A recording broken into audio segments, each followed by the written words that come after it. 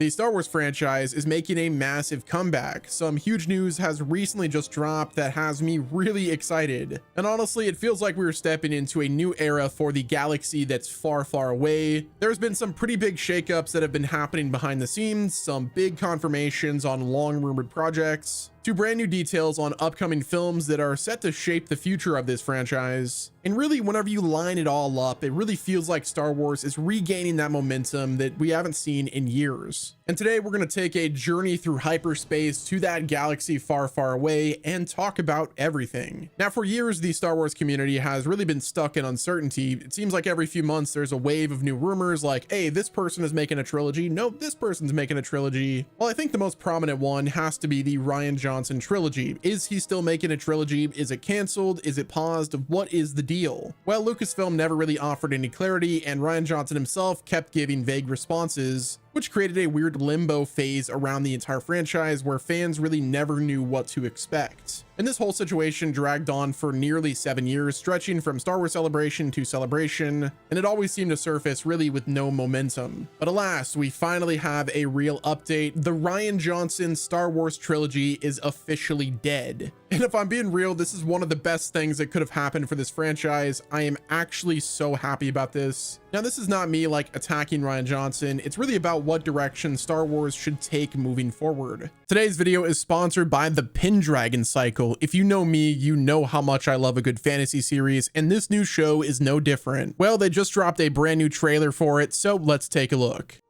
Okay, so apparently this was based on the Stephen R. Lawhead books, which I haven't read yet, but I might actually. And just looking at the overall visuals, like the set quality looks great. Is that King Arthur? I think that might be. Everything looks, you know, high budget. It's just so like expansive. We got some those are literal druids right there. Okay, we got battle scene with some magic. Merlin looks like he is on a warpath. Just looking at, oh, he's raging. He's angry. It's a war cry. The Merlin died long before you and I. Oh, buddy, he is not dead. Not at all. Merlin Emrys has returned to the land of the living. Oh, Merlin Emrys. Oh, look at the set, like the landscapes. Rome is gone.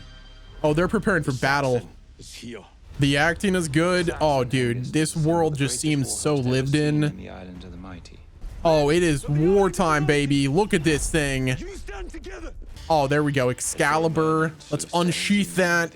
This looks like a great start for what's set to be quite the epic journey. The Pendragon Cycle, Rise of the Merlin, premieres exclusively on Daily Wire Plus, January 22nd, 2026. Click the link in the description to watch the full trailer now. The Last Jedi remains one of the most divisive Star Wars films ever made. Some fans loved it, others, like me, disliked it, and there's really no denying how much this movie split the community. So really, committing to an entire trilogy under that same creative direction would have been incredibly risky for a franchise that's already trying to rebuild fan confidence. You know, that confidence that was lost by a certain movie called Star Wars: The Last Jedi. I don't know if that was the one that really did it, but it was definitely one of the first few dominoes that fell. Was it the domino? I'll let you guys decide, but overall, I think keeping the project in limbo for so long really held Star Wars back. And instead of opening the doors for new filmmakers with new ideas, Lucasfilm kept saving a spot on the slate for a trilogy that was never moving forward. Johnson was and is still busy with Knives Out and his other projects, and Lucasfilm really seemed hesitant to publicly cancel it, mainly because of the past announcements, and fans kept waiting for clarity that really never came. But now that that is officially over, Star Wars can finally breathe.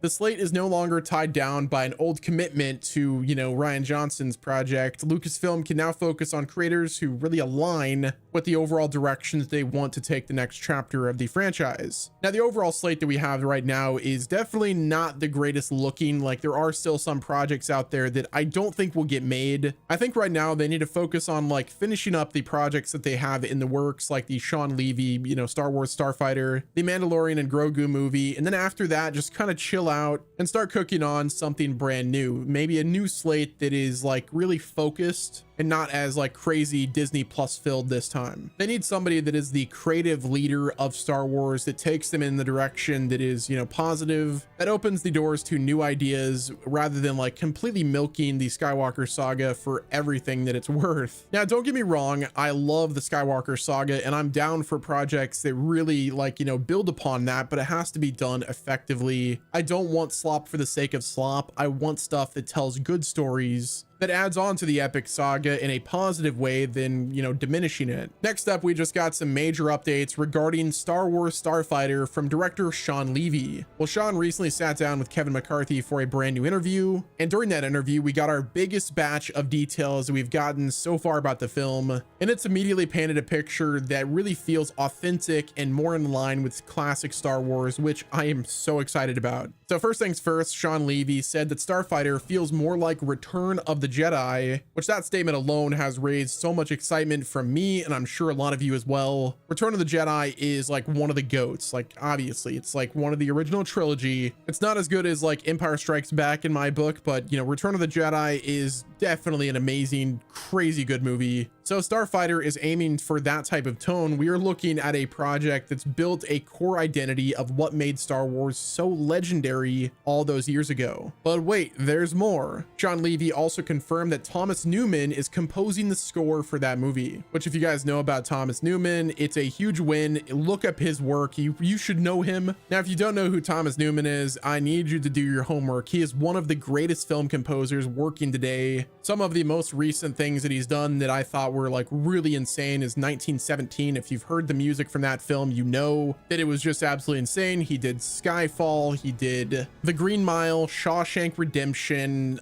Finding Nemo, and there's just a laundry list of things he's done. I put Thomas Newman up there with the likes of like Hans Zimmer and the legendary John Williams. He's definitely of that same caliber, maybe not John Williams level, but definitely Hans Zimmer level. And with Star Wars, you know, music really is everything. If you don't have that tone that is like, you know, iconic, it really sets the tempo of the entire experience, you really don't have Star Wars. And having somebody like, you know, Thomas Newman behind the score tells me that they're really trying to make sure that this is a good movie. And I'm sure we're still going to hear like that iconic Star Wars score from John Williams, but it's going to be done by Thomas Newman this time around. So yeah, that's exciting. Next up, the podcast host Kevin McCarthy then asked Sean Levy if the Millennium Falcon will be in the movie. And Sean's response was pretty much what you would expect. He didn't confirm anything, but he also didn't deny anything, stating this, and I quote, "He's not going to say anything except that his 10-year-old self is on set every day," which that single line right there really speaks volumes to me. It really implies that this movie is leaning into the classic magic of the franchise. Is a nostalgia bait on the same, you know, Skywalker saga? Sure, you can, you know, criticize it for that, but honestly, having an iconic visual piece like the Millennium Falcon is a good thing. Honestly, everything about this interview tells me that Starfighter is really shaping up to be something truly special. Sean Levy has a strong history of, you know, delivering good stories about humor and emotion, like, you know, The Atom Project and Free Guy. Those two prove that he knows how to balance character moments with the large blockbuster scale, and then when you combine that approach with the tone of the Return of the Jedi film, and then bringing in a composer like Thomas Newman, it really seems like Lucasfilm and Sean Levy is pulling out all the stops. They're leaving no stone unturned, and they're trying to deliver a true blockbuster, which this right here is the exact kind of direction that Star Wars needs right now. A project that is confident in itself, a project that is, you know, led by somebody who cares, who actually gets it, or seemingly gets it, with an actor that is just legendary. Now, when you look at all of these updates in tandem, the picture looks really clear. Something is shifting inside Lucasfilm, and for the first time in quite a long time, it looks like Star Wars is finally turning a corner. There are a few reasons why the future looks brighter than it has in years. Like, first, you have Lucasfilm finally making, you know, decisive choices. For way too long, the franchise really was stuck with so many rumored projects, half announcements, and too many filmmakers that are attached to movies that are not even real. The confirmation that the Johnson trilogy is done really is a turning point in my opinion. It tells me that Lucasfilm is ready to clean up the old slate and move forward with real commitments, with projects that actually make sense for them. Now, the second one is obviously the creative tone, which seems to be shifting back to the classic Star Wars, with the goal of not doing it in a repetitive way. Like, they're not going to continue to hash things, but in a way that, reconnects with the foundation of the franchise, with that overall like sense of adventure at the heart of it. Starfighter is the perfect example, a movie that is influenced by, Return of the Jedi, with an incredible composer, with a director who grew up loving Star Wars that gets it, with an actor that is really prominent and just absolutely legendary. And lastly, I think they're in a position where the right creators are being put in the right positions. And with a fan base that is like dying to be excited again, like I want to look forward to Star Wars movies. Like as much as Mandalorian and Grogu looks like a great movie, it's not going to be the movie that, changes things for Star Wars. That film is not going to be the thing that gets people excited to go see Star Wars films. Something like Star Wars Starfighter could definitely do that, but I think at the end of the day, the future of Star Wars really needs somebody at the helm, somebody who gets it, and Star Wars needs that clear vision, consistency with quality. It needs somebody with a clear vision, it needs long-term planning, but for now, it does seem like that the pieces are finally moving into place. The franchise does look like it's getting stronger, the momentum is hopefully rebuilding, but only time will tell if they're able to stick the landing. But that's going to wrap it up with this video, guys. Let me know what your thoughts are down in the comment section. Hit the like button if you enjoyed, sub with your noties on, and until next time, this has been Wes, and I'll talk to you guys on the other side of the world.